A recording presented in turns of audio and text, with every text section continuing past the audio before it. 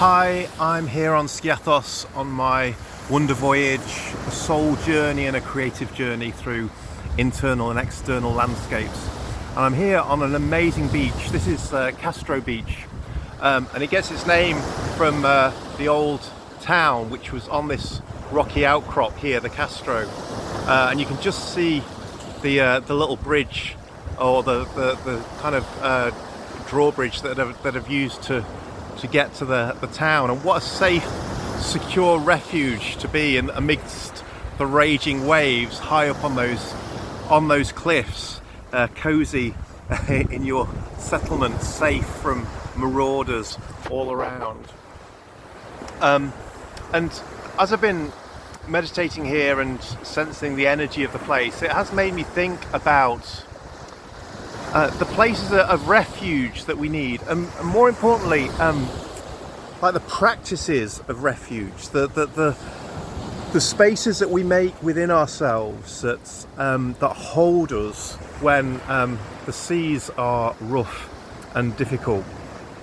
And I'm not talking about kind of spiritual disciplines so much, although those might be important. I remember in my days when I was a very earnest Christian, I would feel very guilty if I hadn't done my prayers and read my Bible every day. And you know, there's a lot to be said for doing that daily. But guilt, shame is not a very fruitful motivator for these secure refuge practices. We each need to find in our own hearts, our own soul, the practice that works for us, and it wells up within us. It's not imposed on us from outside, and it's certainly not imposed on us by guilting us and shaming us into thinking, oh no, I've not done my meditation today, I've not read the scriptures today, or whatever it is. And to my mind, the key practice, the heart of the practice is, what is it that brings us back to our breath? What is it that brings us back home to our body? Because that's the refuge place. You know, whatever goes on in our lives, people move in and move out of our lives. Sometimes they stay a long time.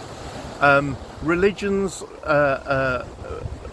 structures of belief move into our lives, but then they also move out of our lives again.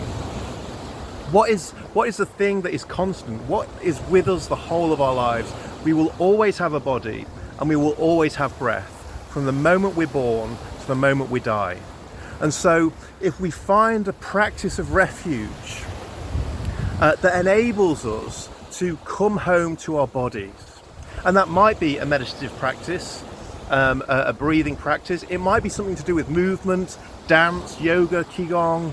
It might be walking out in the forest, or just taking the dog for a walk, going for a run, but doing it with the intention to come home, to center ourselves in our hearts, in our bodies, in our breath.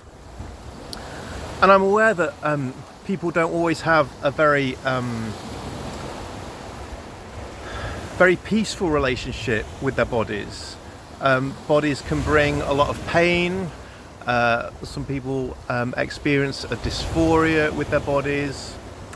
Bodies also bring a lot of joy and pleasure and exhilaration. But we are where we are. We have a body, you have a body.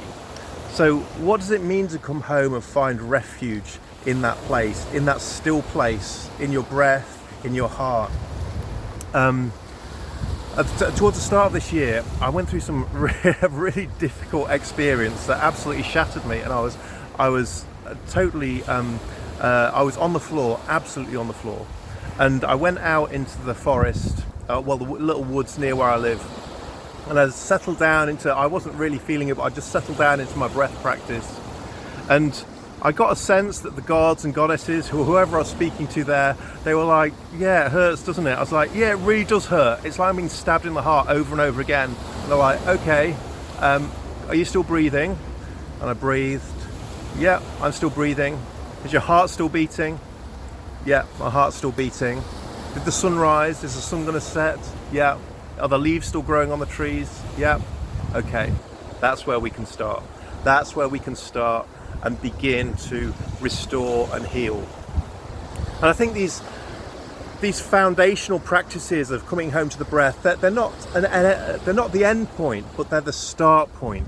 And everything then flows from that secure foundation in our breath, in our bodies. And who knows where that leads, especially when we allow the leading of love to flow from our hearts, when we really are aware of the energy in our heart, the secure grounding in our heart. And then as that opens, as that begins to flourish and lead, sense, okay, from this secure place, now where do I go?